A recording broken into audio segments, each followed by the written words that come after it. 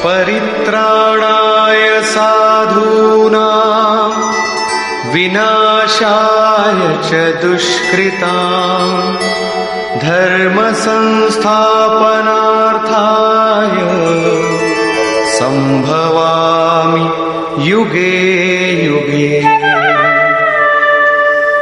अर्जुन, साधूनां परित्राणाय परम साध्य एकमात्र परमात्मा है, जिसे साध लेने पर कुछ भी साधना शेष नहीं रह जाती।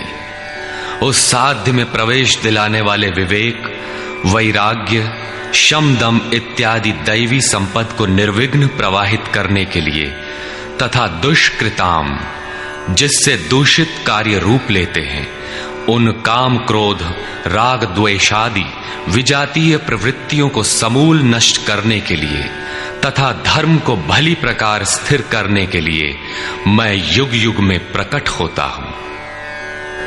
युग का तात्पर्य सतयुग, त्रेता, द्वापर में नहीं। युग धर्मों का उतार चढ़ाव मनुष्यों के स्वभाव पर है। युग धर्म सदैव रहे हैं। मानस में संकेत है, नित जुग धर्म हो ही सब केरे, हृदय राम माया के प्रेरे। युग धर्म सभी के हृदय में नित्य होते रहते हैं। अविद्या से नहीं बल्कि विद्या से, राम माया की प्रेरणा से हृदय में होते हैं, जिसे प्रस्तुत श्लोक में आत्म माया कहा गया है। वही है राम माया। हृदय में राम की स्थिति दिला देने वाली, राम से प्रेरित है वो विद्या। कैसे समझा जाए कि अब कौन सा युग कार्य कर रहा है? तो शुद्ध सत्व समता विज्ञाना, कृत प्रभाव प्रसन्न मन जाना। जब हृदय में शुद्ध सत्व गुण ही कार्यरत हो, राजस तथा तामस दोनों गुण शांत हो जाएं, विषमताएं समाप्त हो गई हों, जिसका किसी से द्वेष न हो, विज्ञान हो अर्थात इष्ट से निर्देशन लेने और उस पर टिकने की क्षमता हो, मन में प्रसन्नता का पूर्ण संचार हो, जब ऐसी योग्यता आ जाए तो सतयुग में प्रवेश मिल गया। इसी प्रकार दो अन्य युगों का वर्णन किया और अंत में तामस बहुत रजो गुण थोरा, कलि प्रभाव विरोध चहुं ओरा। तामस गुण भरपूर हो, किंचित राजसी गुण भी उसमें हो, चारों ओर वैर और विरोध हो, तो ऐसा व्यक्ति कलियुगीन है। जब तामसी गुण कार्य करता है तो मनुष्य में आलस्य, निद्रा, प्रमाद का बाहुल्य होता है। वो कर्तव्य जानते हुए भी उसमें प्रवृत्त नहीं हो सकता।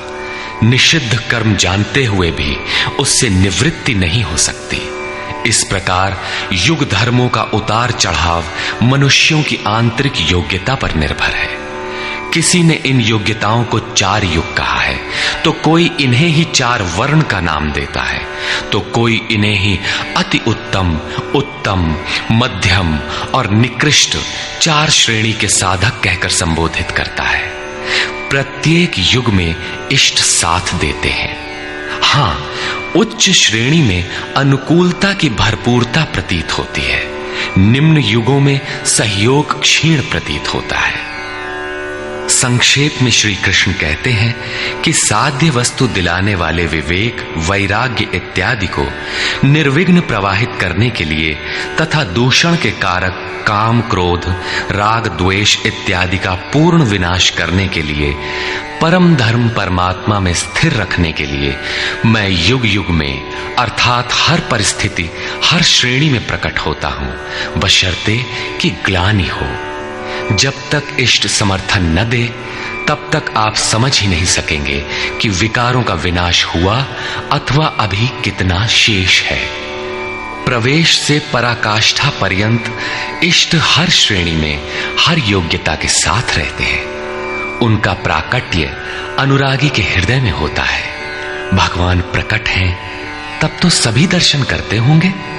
श्री कृष्ण कहते हैं, नहीं,